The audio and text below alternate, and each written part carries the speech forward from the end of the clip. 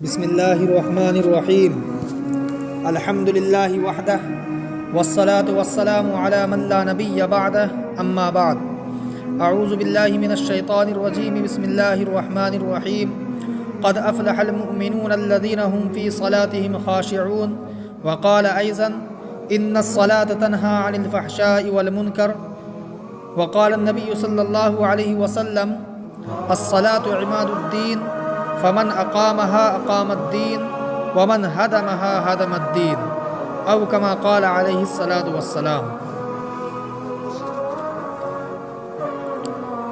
دوستو، یہ قرآنی آیتیں جو میں نے پڑھی ہیں، یہ مبارک حدیثیں جو تلاوت کی گئی ہیں، ان تمام نصوص میں مذہب اسلام کی سب سے اہم عبادت یعنی نماز کا تذکرہ کیا گیا ہے۔ اس پر مرتب ہونے والے فوائد اور ثمرات کی نشاندہی کی گئی ہے۔ ان فرمودات و ارشادات میں دین کے سب سے بڑے فریضے یعنی نماز کی اہمیت اور اس کی افادیت پر روشنی ڈالی گئی ہے۔ نماز نہ پڑھنے والوں کے لیے عذاب کا وارنٹ جاری کیا گیا ہے۔ نماز سے لاپرواہی اور غفلت برتنے والوں کو سختی اور سزا سے ڈرایا گیا ہے، اور یہ بتایا گیا ہے کہ روز محشر کی جاں گداز بود اولین پرشش نماز بود۔ اے لوگو، محشر کا دن بڑا سخت اور جان لیوا ہوگا۔ محشر کی گھڑی انتہائی دشوار گزار اور جاں گسل ہوگی، اور اس دن سب سے پہلے نماز کے متعلق پوچھا جائے گا۔ تمام چیزوں سے پہلے نماز کا حساب و کتاب ہوگا۔ اگر ہم غور کریں تو معلوم ہوگا کہ ان ارشادات عالیہ میں ہمیں آواز لگائی گئی ہے، ہمارے سینوں پر دستک دی گئی ہے، اور یہ مطالبہ کیا گیا ہے کہ ہم اور آپ بیدار ہو جائیں، آنکھیں کھولیں، اپنے مقصد تخلیق کو سمجھیں اور غور کریں کہ اس دنیا میں ہمیں کس لیے بھیجا گیا ہے، کس مقصد کے تحت ہم پیدا کیے گئے ہیں، ہمارے کیا کیا فرائض ہیں، ہم پر کون کون سی عبادتیں واجب اور لازم ہیں، ہمارا شعار اور ہماری علامت کیا ہے، ہمیں کرنا کیا چاہیے اور ہم کیا کر رہے ہیں۔ حضرات محترم، جس طرح ہر قوم کی ایک علامت ہوتی ہے، ہر جماعت کی ایک پہچان ہوتی ہے، ہر مذہب کا ایک خاص شعار ہوتا ہے، ہر دین کا اپنا ایک مخصوص امتیاز ہوتا ہے، ہر دھرم کا الگ ایک لیبل ہوا کرتا ہے، اور ہر دین دار اور مذہب پسند اپنی مذہبی علامت اور دینی شعار سے جانا جاتا ہے،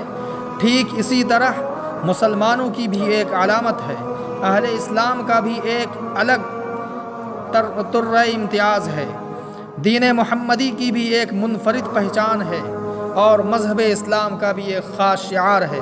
اللہ کے رسول صلی اللہ علیہ وسلم نے ارشاد فرمایا، لِكُلِّ شَيْءٍ عَلَمٌ وَعَلَمُ الْإِيمَانِ الصَّلَاةُ۔ ہر چیز کی ایک علامت اور نشانی ہوا کرتی ہے، اور ایمان کی علامت نماز ہے۔ اہل ایمان کی شناخت نماز سے ہوتی ہے۔ آئیے پہلے ہم نماز کی اہمیت کو سمجھیں، نماز کی افادیت پر توجہ دیں، اور نماز کی قدر و منزلت کا اندازہ لگائیں۔ نماز کی فضیلت اور اس کی رفعت شان کو سمجھنے کے لیے صرف اتنا ہی کافی ہے کہ نماز کے علاوہ جتنی بھی عبادتیں فرض ہوئیں، مسلمانوں پر جن احکامات شرعیہ کو لازم کیا گیا اور ان کی ادائیگی کا مکلف بنایا گیا، وہ تمام احکام اسی دنیا میں نازل کیے گئے اور جبرائیل امین کے واسطے سے فرض کیے گئے۔ روزے کا حکم دنیا میں نازل ہوا، حج کی فرضیت کا حکم دنیا میں نازل ہوا، وجوب زکوٰۃ کا حکم دنیا میں نازل ہوا، اور ان تمام میں حضرت جبرائیل کا واسطہ ہے۔ لیکن قربان جائیے نماز کی برتری اور اس کی عظمت پر، اندازہ لگائیے کہ نماز کتنی اہم عبادت ہے۔ اللہ تعالیٰ نے نبی پاک صلی اللہ علیہ وسلم کو دربار شاہی میں بلا کر بغیر کسی واسطے کے اس اہم ترین عبادت کا حکم دیا۔ گرامی، اگر ہم اس کائنات میں غور کریں، دنیا کے نظم و انتظام کو دیکھیں، تو بآسانی ہمیں نماز کی حقیقت معلوم ہو جائے گی۔ ذرا بتاؤ تو صحیح کہ اگر اس دنیا میں کوئی آقا اپنے غلام کو حکم دے اور وہ نہ مانے، استاذ اپنے شاگرد کو کچھ بتائے اور وہ اس پر عمل نہ کرے، باپ اپنے بیٹے سے کسی کام کے لیے کہے اور بیٹا توجہ نہ دے، ایک ذمہ دار اپنے ماتحتوں کو کوئی ہدایت دے اور وہ اس پر عمل نہ کریں تو بتائیے کیا ہوگا؟ آقا غلام کو بھگائے گا یا نہیں؟ استاد شاگرد پر خفا ہوگا یا نہیں؟ باپ اپنے بیٹے سے ناراض ہوگا یا نہیں؟ ذمہ دار شخص کو ماتحتوں سے نفرت ہوگی یا نہیں؟ اے مسلمانوں، ذرا سوچو تو صحیح کہ جب ہمیں اپنے حقوق نہ ملنے پر ملال ہو رہا ہے، ہم استحصال حقوق کا شکوہ کر رہے ہیں، صرف ایک بات نہ ماننے پر شور اور وابیلا مچانے لگتے ہیں، تو وہ خدا جس نے ہمیں پیدا کیا، وہ بادشاہ جو سارے جہاں کا حاکم ہے، وہ آقا پوری دنیا جس کے قبضے قدرت میں ہے، وہ اللہ جو ہماری سرکشی کے باوجود ہمیں روزی دے رہا ہے، وہ مولا جو نافرمانی کے بعد بھی ہمیں انعام دے رہا ہے، بتائیے اگر اسی طرح ہم اس کے حقوق کو پامال کرتے رہے، فرائض اور واجبات کو ترک کرتے رہے، اس کے ارشادات و فرمودات سے لاپرواہی برتتے رہے، تو کیا سمجھتے ہیں آپ اللہ پاک ہم سے ناراض نہیں ہوں گے؟ ہم پر اپنا قہر نازل نہیں کریں گے؟ آسمانی آفتیں نازل نہیں ہوں گی؟ دنیاوی عذاب سے ہم بچ جائیں گے؟ رحمتیں باقی رہیں گی؟ برکتوں کی بارش ہوگی؟ نہیں، ہرگز نہیں، 100 بار نہیں۔ اللہ تعالیٰ کی گرفت اور اس کی پکڑ سے نہیں بچ سکتے۔ ان بطش ربک لشدید، اللہ کی پکڑ بڑی سخت ہے، اس کی گرفت بڑی مضبوط ہے، لیکن ہمارا حال یہ ہے کہ پھول کی پتی سے کٹ سکتا ہے ہیرے کا جگر، پھول کی پتی سے کٹ سکتا ہے ہیرے کا جگر، مرد ناداں پہ کلام نرم و نازک بے اثر۔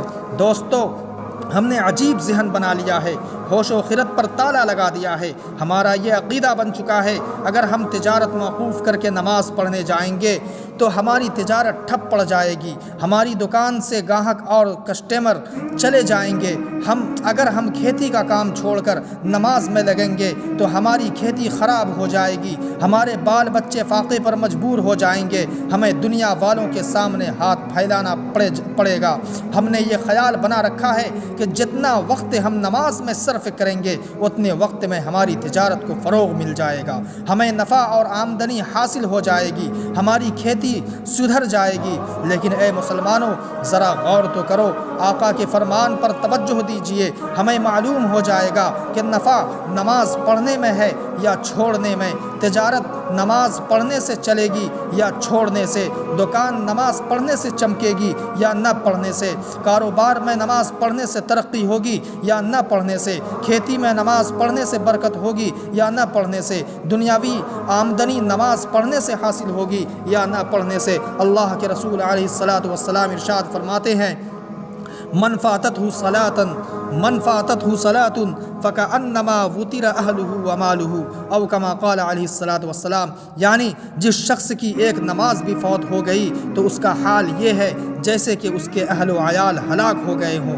اس کی دولت تباہ ہو گئی ہو۔ اور ہمارا حال یہ ہے کہ خدا کو بھول گئے لوگ فکر روزی میں، خدا کو بھول گئے لوگ فکر روزی میں، خیال رزق ہے، رزاق کا خیال نہیں۔ اس لیے میرے بھائی، ابھی بھی وقت ہے، ہم قرآن و حدیث کے فرمودات پر غور کریں، ان سے عبرت حاصل کریں، گناہوں سے توبہ کر لیں اور یہ عہد کر لیں کہ آج سے نمازوں کا اہتمام کریں گے، آج سے نمازوں کا اہتمام کریں گے، نمازوں کی پابندی کریں گے، ہر حال میں نماز کو ادا کریں گے، ہر کام پر نماز کو مقدم رکھیں گے اور شریعت کے مطابق زندگی گزاریں گے۔